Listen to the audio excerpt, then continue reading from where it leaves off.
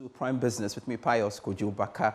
Finance Minister Dr. Mohamed Amin Adam has announced that government has approved 700 million cedis to be paid to customers of fund management companies who lost their monies after the financial sector cleanup. Now, this is part of a 1.5 billion cedis fund approved by Cabinet to settle customers whose funds got locked up, including customers of Black Shield Fund Management Company. There is more in this report. The Finance Minister at the media engagement indicated that SRFED has engaged in the Securities and Exchange Commission to ensure that these monies are paid to aggrieved customers soon. Dr. Amin Adam, speaking to the media, also indicated that government fiscal consolidation program is progressing smoothly. We had indicated in the 2024 mid-year review of fiscal policy presented in July 2024 that Cabinet had granted approval for the disbursement of an additional 1.5 billion Ghana cedis to provide relief and bailout for those whose funds have been locked up in the fund management companies. I am glad to inform you that the Ministry of Finance has processed the release for the first tranche of 700 million Ghana cedis of the additional 1.5 billion Ghana cedis for the Securities and Exchange Commission to further bail out the remaining customers whose funds were locked up, including Black Shield Fund Management Limited customers. On infrastructure project, government says it has spent some 10 billion Ghana cedis on road infrastructure from January to June 2024. Like many of you who ply those roads, I am very impressed with the progress of work on this critical roads infrastructure. There are many roads across the country that are being funded from the national budget. And so far, ladies and gentlemen, from January to June, we've spent 10 billion Ghana cedis on road infrastructure alone.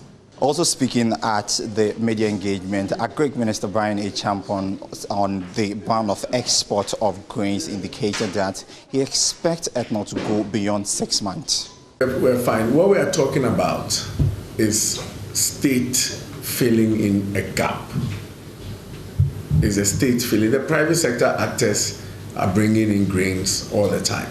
And this year they will bring in more grains than even what we seek to bring as food grants. So I don't think that there will be any effect on trade being performed by Ghana. What we have is that we have to deal with a very short-term challenge, and we believe that by keeping the grains in country, we can use it to avert a major. We don't even have to import more. We're going to bring in. Yet the little that we have, we want others to come in and take out. On food security, government says it is poised to build resilience against further shocks. For Joy Business, James Ishen.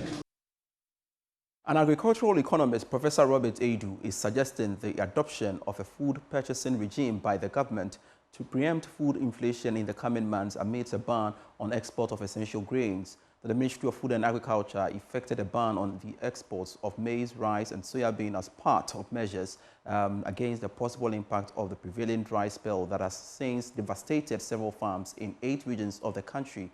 But Professor Adu asserts the farmers will only subscribe to the ban if the government buys the local commodities at a competitive price to avoid hoarding, which could lead to inflated food prices. There is more in this report. Prevailing dry spell has destroyed many farmlands, bringing about little to low farm yields. To avert a possible food crisis, the Ministry of Food and Agriculture announced plans to tap into the ECOWAS grain reserves and other private partnerships to supplement the country's grain stocks. Agri-economist Professor Robert Adu warns of forex impacts if food imports become necessary with threats of food price hikes. We expect that food prices are going to rise again. Now, government has promised to also import additional grains into the country. Already we are struggling with exchange rate issues, and so you now have to go and get a lot of foreign exchange to go and bring in this, putting a lot of pressure on the already struggling CD. I'm not sure whether government will immediately get enough to bring in this. Already we are struggling with reserves. So if they have money, fine, but it will also put a lot of pressure on the local currency. So it will reflect in depreciation of the local currency. That is it. Professor Edu believes the imposed ban can only be effective if the government introduces a food purchasing regime to avoid hoarding by farmers. I am just praying and hoping that government will be able to maybe buy the grains in the system at some competitive prices and then leverage on the facilities that Ghana Buffer Stock Company and Ghana Commodity Exchange, the facilities they have, so that once government gets them from farmers and they store in these facilities, they can release them onto the market at periodic times so that it can ease the prices going forward. Otherwise, if we leave it to the forces of demand and supply, what is going to happen is that those who have money now are likely to go in, then they will buy in large volumes, they will hoard it, and then when prices have escalated to certain levels, then they will bring it out and they will take advantage of the shortage and now price it at levels that will go beyond the pocket of the ordinary person. For Joy News, my name is Emmanuel Bright Kweku. Ghana recorded a 10% drop in foreign direct inflows in 2023. That's according to consulting firm Bridgewater Advisors. This is the lowest inflow over the past decade and 28% lower than the pandemic days. There is more in this report. The report stated that FDI inflows to Ghana fell by $1.4 billion in 2023. This followed a dismal performance in 2022. The country's shares of inflows into Africa and West Africa between 2024 and 2023 averaged 6% and 23% respectively. However, outflows rose by 46% to $55.76 million in 2023.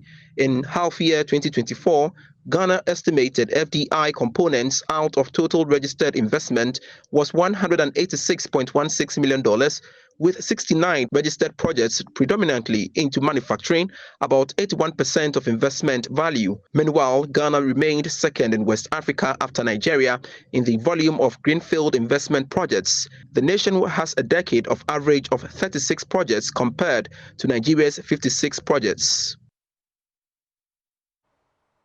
And that's all for Prime Business for tonight. I am Pius Kojo Baka. I've got Prime Sports for you next.